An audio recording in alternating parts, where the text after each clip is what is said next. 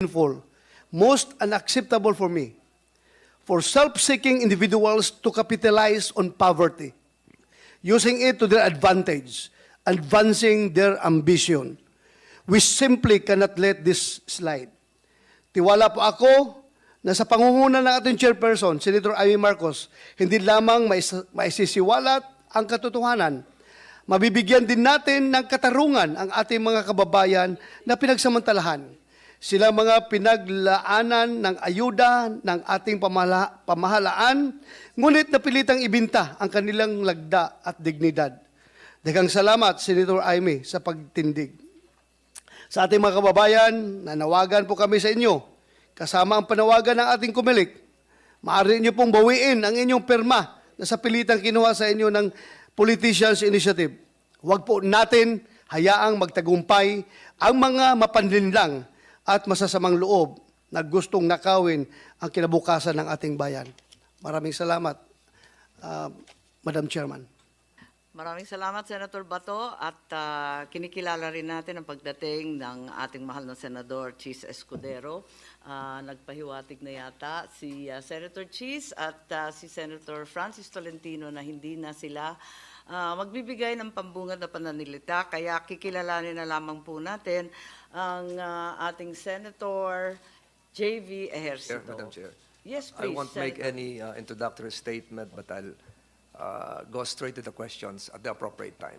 Thank you very much. Yes, we welcome that. Senator J.V., please. Thank you, Madam Chair. Sa umagang ito, nasabi na ng ating mga kasamahan, yung mga gusto rin natin malaman. Anyway, ang lagi ko pong sinasabi, ang People's Initiative or ang CHACHA is really a very divisive activity. Sa ngayon, ang dami nating problema, ang kinakaharap, ang dami nating hamon na dapat pinagtutuunan ng pansin. No? Andiyan po ang inflation, yung mataas na presyo ng bigas at bilihin, yung infrastructure natin na kinakailangan nating humabol sa ating makarating bansa para maging kaaya-aya tayo at maging attractive, energy at iba pa. Ang nakakalungkot po ay there's a time for everything. No? And sa nakita natin noong nakaraang araw, Madam Chair, naging all-out war na, naging hell broke loose, nagkaaway-away na, political bickering started very early. Ang ganda ho na sana na sinimula natin. And I feel frustrated, Madam Chair, that we in the Senate we have passed the important pieces of legislation that would serve as a framework and direction on which this administration would take in the next 6 years, para pong nasasayang dahil po sa ganito pong activity. Gusto rin ko, siyempre, tulad din ating mga nabanggit na ating makasamahan, gusto natin malaman yung third mode of changing or amending the Constitution, which is the People's Initiative. Kung tunay po na ito ay People's Initiative, we always regard the people's voice as sovereign above everything. Kaya lang sa mga nabasa natin, sa mga impormasyon na ating nakalap, talagang mukhang tila ito'y may bahid, may strings attached, ika nga. So yan ang gusto natin malaman sa umagang ito. At siguro dapat din malaman natin, makababayan, this activity of People's Initiative o PI is not only the fight between the Senate and the House of Representatives. Dapat malaman din nila kung ano pa ang implikasyon ng mga ito. Dapat natin maipaliwanag. Base doon sa inyong mga video na pinakita, Madam Chair, ay talagang maliwanag na ang mga taong pumirma, hindi po nila naintindihan ang kanila pong pinirmahan. So with that, Madam Chair, I will also ask questions later on. Thank you po. Thank you, Madam Chair. Maraming salamat sa ating mga kasamahan dito sa Senado. And at this juncture, we need to call our Legislative Committee Secretary to administer the oath to all the resource persons and witnesses present, both online and physically present.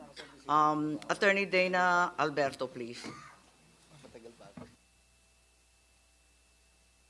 Yes, we also acknowledge the presence of our Senate President, Juan Miguel Zubiri, and Senator Cynthia Villar, also who has just arrived. Yes, please proceed, Attorney Alberto, please. May we request all of our resource persons to please rise?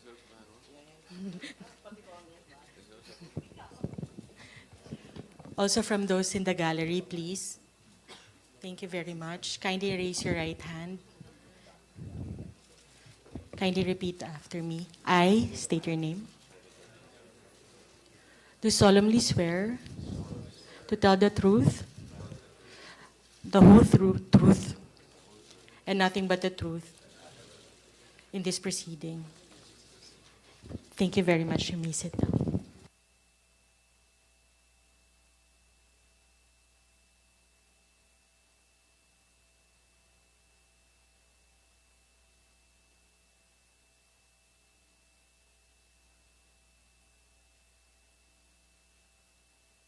Yes, and if we're ready, we would now like to call on our witnesses, the few brave ones from the different LGUs, to testify regarding their knowledge of the signature buying that occurred. Attorney Dana, who shall be the first witness to be called? I think from Quezon City, we have two who have been willing to testify to this committee. May we call on them, please? They will be testifying via live link, via All right. Zoom. Okay. Are they online?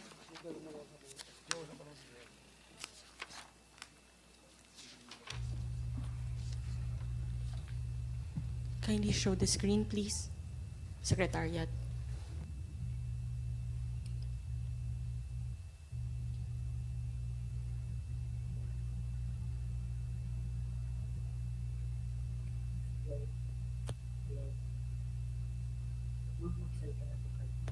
I am very grateful to the Senate President, who also has brought 5 witnesses from Bukidnon, as well as Senator Ontiveros, who has volunteered a number of witnesses as well at the proper time.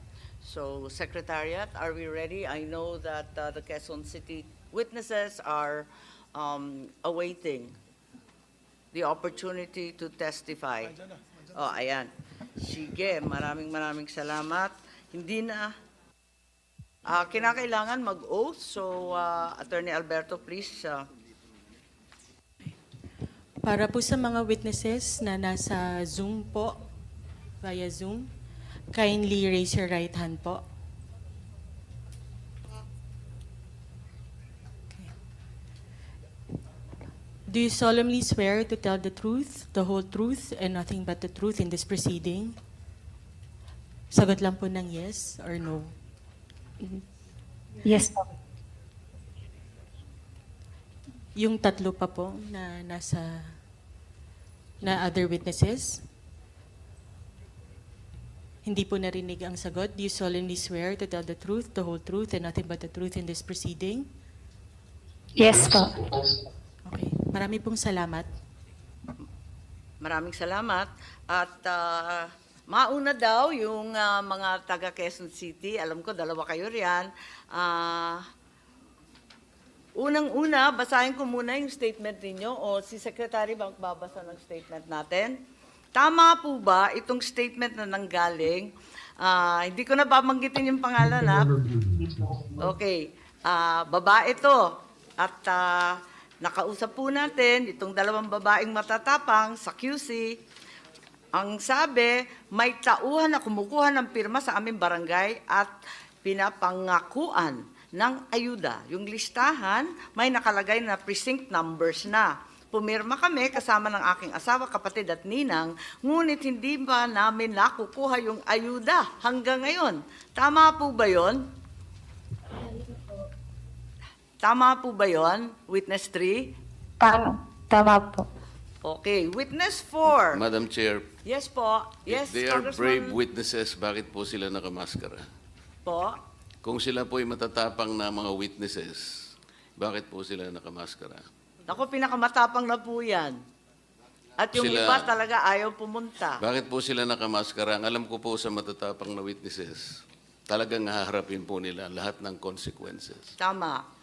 Thank you. Pwede ninyong sagutin, ba't kayo nakamaskara? Ba't kayo nagkukuble?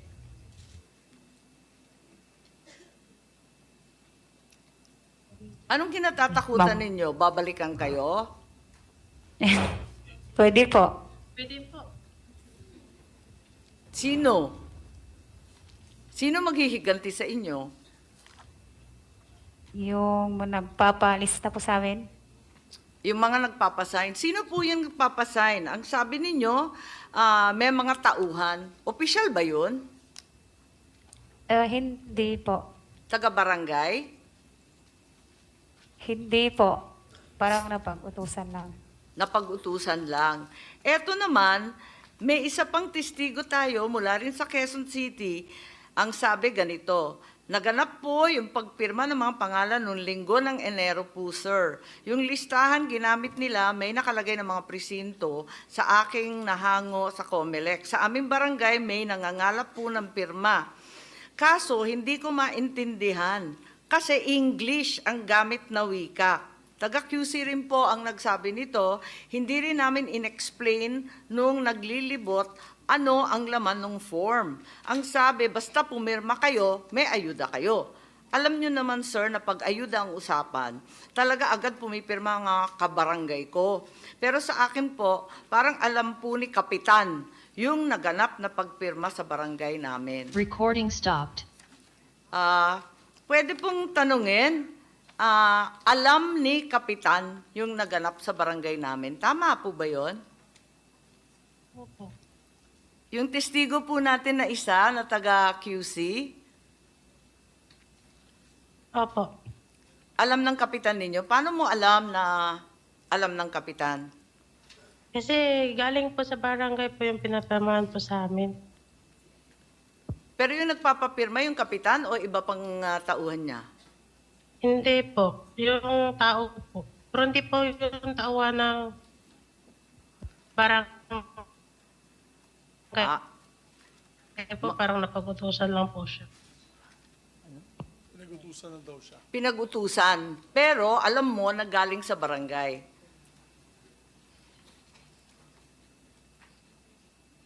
Kaya ka ba natatakot? Kasi galing sa barangay.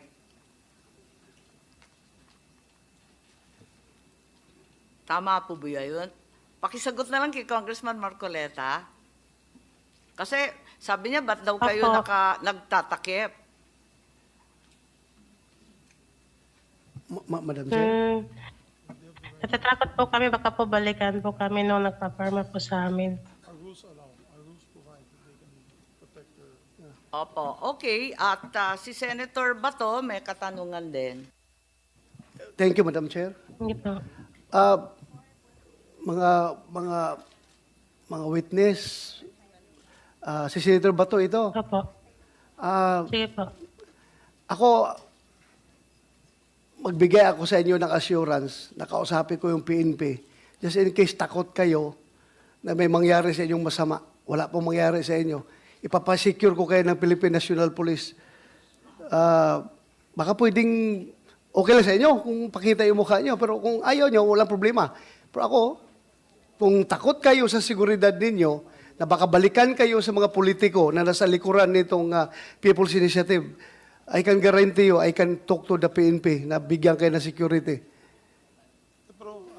Anyway, yun lang sa akin. Gusto ko lang ipaalam sa kanila na huwag kayong matakot, andyan yung ating police. Yun lang, Mr. Chair. Madam Chair, thank you. Ano po, Madam ganito Chair. na lang po.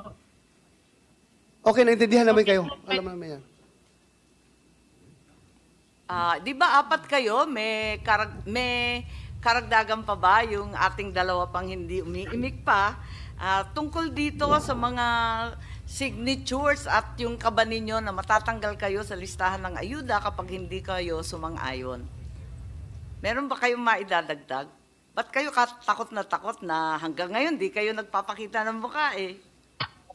Then, Madam Chair, may I? Yes. SP Subiri, please. Maraming salamat, Madam Chair. Magandang umaga sa inyo lahat. Our rules allow na protection sa ating mga witnesses na hindi naman kailangan nila ilantad kaagad ang kanilang identity because we have whistleblowers. No? Marami po tayong hearings na nasagawa from the Blue Ribbon Committee to the hearing of Senator Bato when they're talking about mga kulto. Talagang nagtatago sila ng identity. For the mere fact na baka naman po ang hahabol sa kanila ay politiko din. Dahil in-establish natin dito ay mga politiko ang nagtutulak nito, kaya politicians initiative, ika nga sabi ng ibang mga kasama natin. So, sa aking pananaw, wala pong violation kung sila po ay nagtatago lang ng mukha nila dahil naka-livestream po to sa buong bansa, ayaw din nilang ma-expose ang kanilang sarili. I think we have to give them that right. And we've been practicing that here in the Senate. Of course, when they give their testimony for legal purposes, lalabas talaga yung mga pangalan at identity nila. But for this, in all intents and purposes, if we want to find out the truth and ferret the truth na hindi po sila matatakot, we should protect their identity at this point in time. Our rules allow it. I do not know the rules of the House of Representatives, but the rules of the Senate allow that their identities may be protected until, of course, the actual factual certification or subpoena and rather affidavits will be issued for our courts, no, for the cases to be filed. So, yun lamang po, Madam Chair, hindi po natin kailangan silang pilitin, no, at this point in time na i-reveal ang kanilang sarili. Kasi kung hindi, maraming matatakot sa mga hearings natin. Walang maglalabas. There's a Whistleblower Act. So we can protect them, no? And not only the PNP, the Senate can also extend protection to these witnesses. So yun lamang po, Madam Chair. Yes, Madam Chair, Yes, Madam sino po Chair. yun? Yes, we I just want acknowledge to know Senator if Villar. you can divulge the district in Quezon City where this happened. Pwede ba? Narito yung address sa akin, pero siguro sa executive session na muna hanggang magkaliwanagan. Okay, sige. Maraming salamat kina Senator Bato at sa SP natin for the assurance that the witnesses will be adequately protected. And we acknowledge also the arrival of Minority Leader Coco Pimentel. Meron pa ring nagsasabi na hindi ninyo naintindihan ng nakasulat kasi English. Ang sabi ba, may kinalaman sa ayuda to? Pag pinirmahan, ayuda. Pero hindi ninyo Opo. nabasa o naintindihan yung English. Tama ba yun? Tama po, kasi English po yung nakasulat. English yung nakasulat. So wala kayong naintindihan doon sa constitutional amendment na sinasabi? Wala po, basta pumirma lang po kami ng pagkasabi, pumirma po kayo at may ayuda po. Wala ba silang pinaliwanag na may kinalaman to sa ating saligang batas? Wala namang ganon.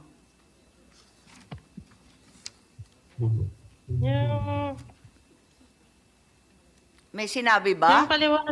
Yung paliwanag po sa amin, ano po? May Yung Pero hindi- petition daw po. Ano? Petition po. Kaso di ko po maintindihan eh. Kasi mabilis po yung pagpapaliwanag po nun. Mabilisan lang yung pagpapaliwanag. Anong kinalaman ng ayuda doon? Ano daw sabi? Hindi ko po alam eh. Kasi basta pagka-perma po namin, may present number po, tapos ayuda daw po eh. Binigyan ba kayo ng pera pagkatapos? Wala po. Pero may pangako? Pangako lang po, abot po sa ayuda, pero di po namin alam po kung ano pong ayuda. Nagbigay na ba ng pera mula noon? Wala po. So Wala nag-iintay pa rin kayo? Opo. Nako, baka na 1, 2, 3 po tayo. Saan daw yung pera manggagaling? Sa syudad, sa congressman, saan daw? Wala po siyang sinabi kung saan pa manggagaling, tsaka wala pong sinabi sa amin kung pera po eh. Basta baka may ayuda daw po. Or din niya pa alam kung saan po. Nung narinig ninyo yung ayuda, sige na lang. Opo. Siyempre, sa hirap ng buhay. Okay po. At maraming salamat sa inyo. Kung may maidadagdag pa kayo, pwede naman gumawa ng sinumpaan sa salaysay.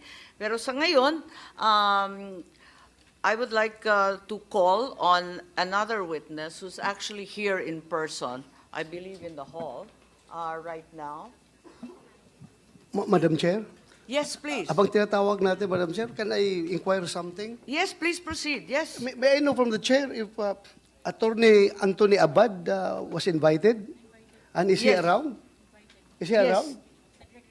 He Nag-regret. was invited, but yes, regrets. Yung pangalan niya is very, very visible doon sa form, yung petition form na pinapakita nila. So, can we insist on inviting him? O Yes. kung ayaw niya mag-attend, ipasampina natin, Madam Chair?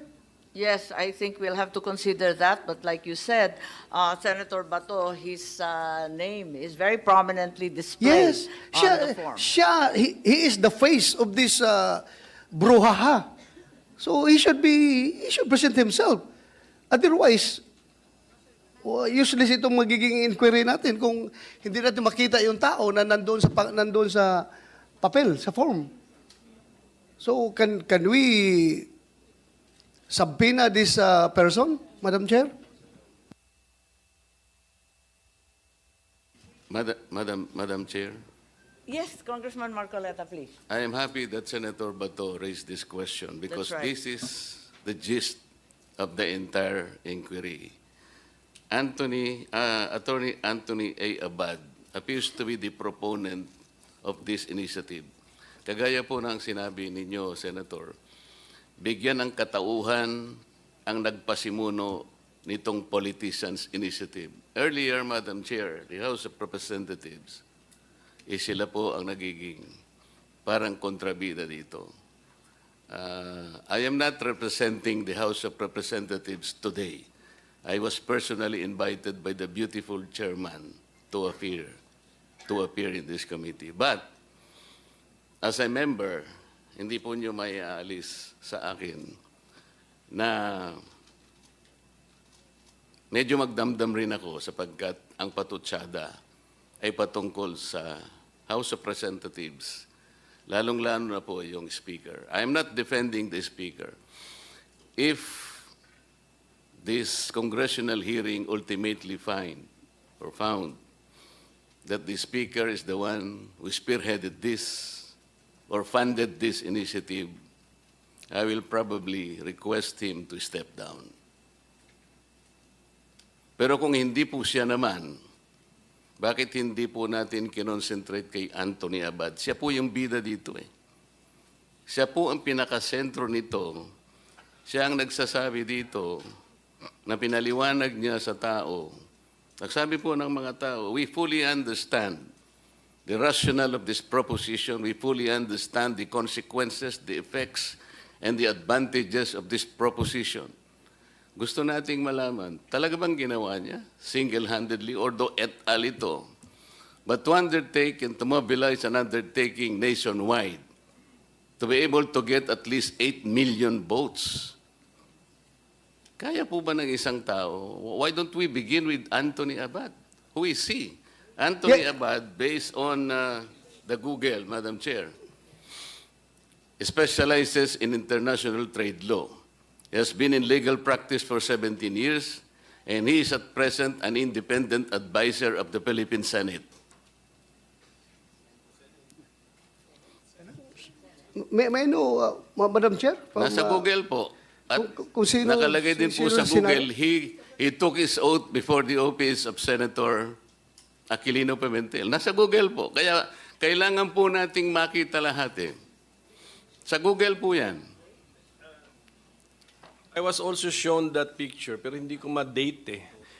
Mukhang bata pa kami nun eh. So, so must have been years ago. And if we are talking about that, if he is also that Anthony Abad named in the signature sheet, so we are assuming a lot of things. Pero right now, he's not a consultant of my office. But, so kailangan pasiputin natin itong Attorney Anthony A. Abad. So, Triple A. Yes. Attorney Anthony A. Abad. So, para malaman po natin. And if that person seen in the picture taking an oath before me, if he will admit that he is the one, then we're talking about the same person. But he's not a consultant of my office, so I don't think he's also a consultant of the Senate. Wala. So maybe that was siguro part of his biodata. Siguro once upon a time, baka nangyari yun. And then, since nandito na rin tayo sa topic na ito, the burden is all with Attorney Anthony A. Abad because no other lawyer can file that petition and claim that he is he or she is under that et al. Hindi po pwede yun. So it's only if the signatures are genuine and real and then freely given, it is only this attorney, Anthony A. Abad, whom they have authorized to file the petition. No person, no lawyer can claim to be et al. Kasi hindi siya pinangalanan. So that's my theory. Kaya I agree with Congressman Marcoleta. We really have to identify who is. Pero medyo common name kasi yan. There might be more than one. Anthony A. Abad, who happens also to be a lawyer. So Yes, we need to Senator, look for but this person. We can start with him. Yes, This is an A4 sheet of paper. that's right. 10 signatories per sheet. If Anthony Abad is out to get 8 million votes to satisfy the threshold of 8 million, this is the requisite of the People's Initiative, he will need 800,000 pieces of this A sheet. Nakita ko po yung nakakuha ko ng isang ream nito. This paper was imported from Indonesia. This is 70 GSM. I want to ask Anthony Abad, kinuwenta ko po kung magkano siguro about 1,500 something reams. $500,000 pesos, ito pala mong papel. Ipiprint mo ito, palagay mo na lang 2 piso. 800,000 seats, that 1.6 million plus 500, that's about 2 million. Saan niya kinuha ni Anthony? Maybe we can ask questions directly from this guy. Hindi yung mga nakatakip ang mukha. They're so brave enough not to be able to expose their faces in the public. I'm sorry, Mr. Senate President, but I read your rules of evidence. If the substantive rights of people affected in this hearing, they should also be protected. How can we, for example, confront the accusers if they are all masked? Hindi po ganito. I am not defending the Speaker of the House of Representatives. I will repeat this. If this investigation will find out na siya po ang nagpondo, I will politely ask him to step down. Pero alimbawa po kung ito'y ginawa ni Anthony Abad out of exasperation, out of frustration, because I think for the longest time, the House of Representatives have been inviting the Senate to meet with us on a constituent assembly, and the Senate repeatedly refused us. This is on record, Madam Chair.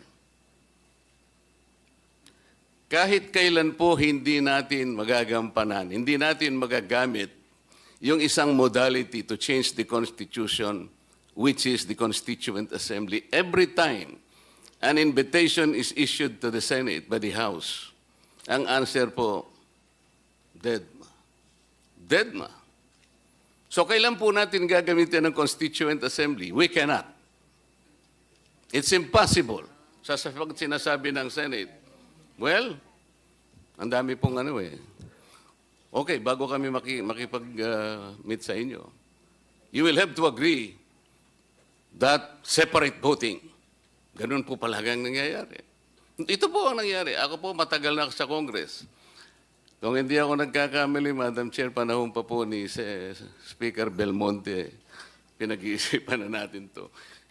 Restrictive economic provisions, blah, blah, blah, blah, blah, blah. But we never agree just to meet. Alam po ninyo, Madam Chair, ang pinag-uusap, mag-meet lang po tayo. Tsaka na po natin pag-uusapan kung yung 3/4 is voting separately or not. Pero, yes, Madam Chair. Pero Yes, wala I po think, tayo. Tama observation ni Attorney Marcoleta, but that cannot be forced.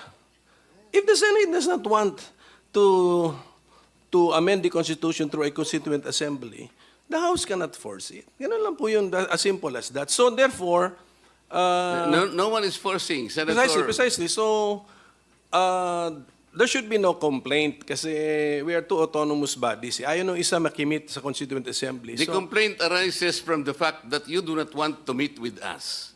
So Madam ang Chair. question, how can we make use of that particular Yes, modality?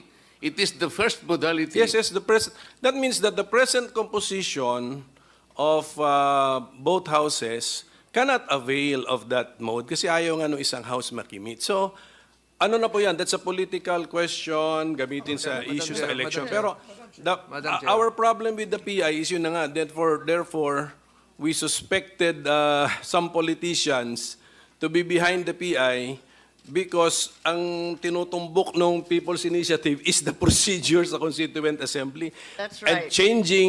changing the natural meaning of that section, That's Madam correct. Chair. So that's And the... with all due Yan respect yung flow, to yes. Congressman Marcoleta, that's likely a subject of another hearing and another meeting, and perhaps a more confident and benign meeting of the minds at another time. Madam Chair, if I Right may. now, I can see all my colleagues jumping out of their seats to contradict us, but let's not hijack this hearing. Let us Correct. proceed with the next witness, who has very kindly come from the province of Batangas. Yes po, Senator. Madam Madam Chair. Salamat, Madam Chair. Senate President, Madam Chair. Madam Chair, Madam Chair. Can I be I've been recognized, Madam acknowledged Chair? by the Chair. Madam Chair. Madam Chair. Madam Chair, may I proceed, Madam Chair? Madam Chair. May I proceed, Madam Madam Chair. Chair? I'm sorry, Chair. I It's thought all the right. congressman Madam was Chair, point of order. escaping. No. Yes, Thank you, Madam Senator Chair. Ontiveros, He should listen to Madam us. Chair. I'm raising a point should of listen order, to us, Madam huh? Chair. Madam Chair, if I may proceed. I've been acknowledged already. As a priority, Madam Chair, under our rules. Madam Chair, Yes, the point order precedes all others. Yes, please, I think, Madam Chair, Senator we should Tolentino. discuss the matter at hand. It has something to do with the name Anthony Abad, whether we should subpoena him or not tomorrow or in the next hearing, Madam Chair. We expect a ruling from the Chair. Yes, thank you Yes. very much. I think that's now become a motion, both from the minority leader as well as Senator Tolentino. And we acknowledge Senator Ontiveros once again, who has the floor. Thank you, Madam Chair. I join with the Chair in the observation that she raised that the good representative is opening up a different issue.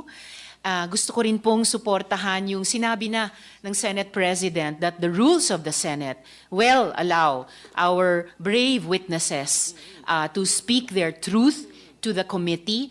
Mas matapang pa nga sila kaysa sa mga nagtatago sa likod ng isang law firm. Ayaw aminin sino nagpamudmod ng forms. Ayaw aminin sino lathala ng isang TV commercial. But I would like to return to the question of Attorney Anthony A. Abad. May nakikita naman po akong at least 3 resource persons mula sa PIRMA. Perhaps, Madam Chair, the PIRMA resource persons can confirm if they indeed engage the services of Attorney Abad, Madam Chair.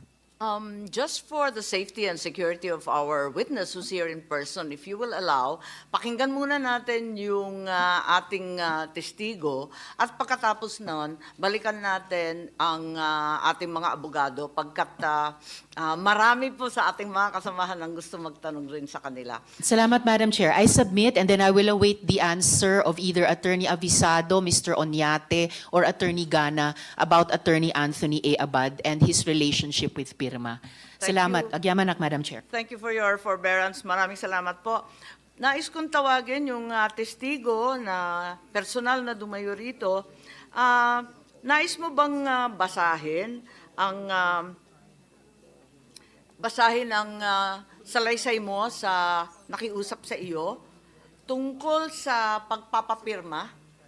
May sasabihin po kayo kasi ang sabi rito ay ang kapitan ninyo hindi kaalyado ng mayor at ng congressman ninyo. Kaya ano ang nangyari? Ipaliwanag po ninyo, please. Good afternoon po, Madam Chair. Your Honor, dumating lang po kasi yung form sa amin. Tapos tinanong sa akin kung para saan yon. In-explain ko lang po dun sa kapitan kung para saan yung form. Tapos kahit siya ayaw niyang pumirma kasi ayaw niya nun. Tapos po inutos lang po sa barangay health workers na papirmahan yung gusto lang pong pumirma. Saan galing yung form sa pagkaalam ninyo? Kasi kalakip nun, di ba, may listahan daw? Galing po sa LGU. Galing sa mayor or sa congressman? Sa Congress po. Sa opisina ng kongresista, yung listahan. Opo. Tapos, pinadala yung listahan kasama nung formularyo, yung form na pinapapirma. Ganun ba yun? Form lang po yung nakita ko. Paano mo alam kung sinong papapirmahin?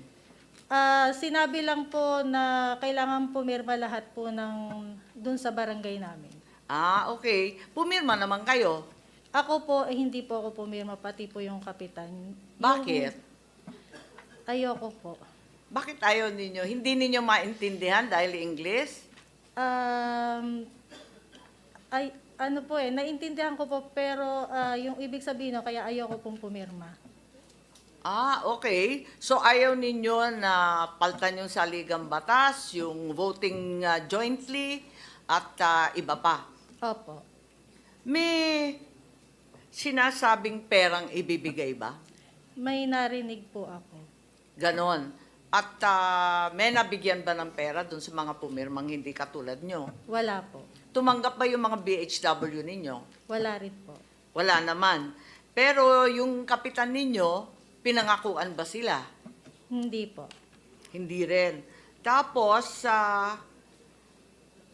ano pa yung masasabi mo tungkol dito? Palibasa siguro, yung kapitan hindi kaalyado ninyong mayor at kongresista. Tama po ba yun? Opo. Naintindihan ba nung mga kasamahan ninyo o kabarangay ninyo yung pinipirmahan nila? Hindi po. Ang alam po nila ayuda. Alam nila ayuda kasi yun ang pangako, no? Opo. Sino nagsabi na ayuda yun? Yung BHW, utos ng City Hall? Ganun po ba? Yung perception lang po siguro nung mga nando, kasi parang nagte-trending na po kasi siya. Tama. Trending na may ayudang kalakip yun. Opo. Oo. Tapos, linilista ba yung mga pangalan nila? Sa alam ko, hindi ko po alam kung nililista po. Pero marami bang pumirma doon sa barangay ninyo? Konti lang po kasi nung sinubmit po yon dahil may deadline daw po, binalik po kasi yung forms kasi kulang daw po yung mga pirma. Ano yung deadline? Kasi sinasabi daw, ang presidente daw ang nirarason. Tama ba yun? Opo, yun po ang sabi. Ano daw ang kinalaman ng presidente dyan? Ang sabi po is utos daw po yun ng presidente. Ano daw? Ano ba? Utos daw po yun ni BBM. Utos yun po ni yung BBM. exact word. Ay, ganon. At sumusunod lang sila. Opo. Kung utos ng Pangulo, ba't hindi ninyo sinunod? Meron po akong freedom of choice. Okay. Recording in progress. Sige. At yung mga kaalyado lang ni Mayor ang binigyan ng pera, tama ba yon? Hindi ko po alam. Kasi meron nagbanggit ng katulad noon. May dadagdag ka pa? Wala na po. Bakit ka takot? Ba't ka nagtatakip ng mukha katulad ng sinabi ni Congressman Marcoleta? Babalikan ka ba? Pwede po. Nino? Kasi po, hindi ko po masabi dito kasi matitrace po nila ako pag sinabi ko po yung dahilan. Ganon. Pero opisyal, Opo. mga opisyal, babalikan ka dyan sa lugar ninyo. Opo. Sige. May maidadagdag ka pa o yung mga kasamahan ko, may katanungan po kayo? Yes, Senator Bato, please. Madam Chair, this is not a question to our resource person. Just would like to inquire if it was ruled by the chair that Anthony Abad will be issued subpoena for the next hearing. Yes, I think motions were received and It was rolled certainly by- we have resolved to send a subpoena to the said Attorney Abad. Although I think information was sent to this committee that he has flown overseas. Overseas? Okay. Madam Chair, dagdag lang ko konti, Madam Chair. No? I just would like to react to the statement of Attorney Rodante Marcolita. Congressman Marcolita. Kung sinabi po niya, Madam Chair, na siya ay nasasaktan dahil para bang alluded to yung buong lower house na sila ang nasa likuran nitong People's Initiative. Ako rin ay nasasaktan when he alluded the Senate as the opposition palagi, dahilan kung bakit hindi natutuloy yung economic chacha. Ako po'y gusto ko iparating, Madam Chair, na in fact, during the last Congress, kaming dalawa ni Senator Tolentino, nag-file kami ng resolution for economic chacha. And nagbabago po yung composition ng Senado at lalo na, pareho na rin sa lower house, nagbabago rin yung composition. So hindi po rin masabi na kung nag-upos sila ngayon, mag-uupos na yan forever. Nagbabago po. Kami po ni Senator Tolentino, nag-file po ng resolution. Kaya masakit po sa amin kung sabihin niya, nilalahat niya na ang buong Senado ay ayaw sa chacha. Kami po nag-propose. So, yun lang po. Gusto ko lang liwanagin, Madam Chair. Again, he is a good friend of mine, Congressman Marcolita.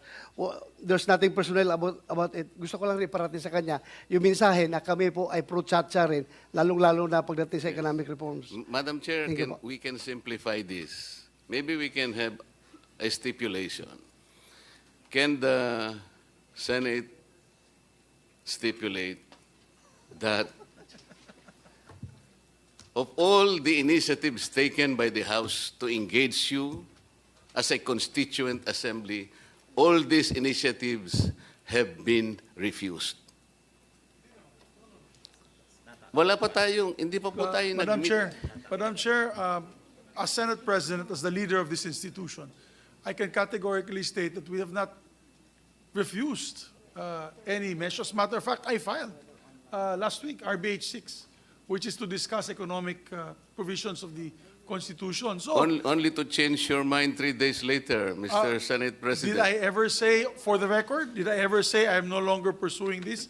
Please cite the record that I said I will no longer pursue this. Well, it's in the Yes. privileged speech I heard by one of you. No. I'd like They to are correct now- misconception of my dear friend, Congressman Marcoleta. We are just fighting this PI first.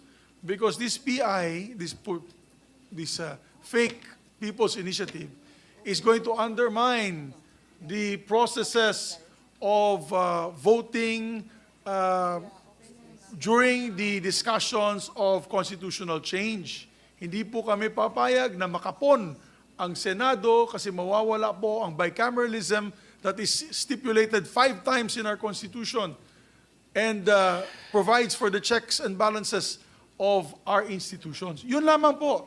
Wala po tayong pinag-aawayan kundi itong PI kasi alam mo, sa totoo lang, Madam Chair, we're veering away from the topic here. But really quickly, kung yung People's Initiative, kung linagay po nila dyan, sino bang mga proponents dyan?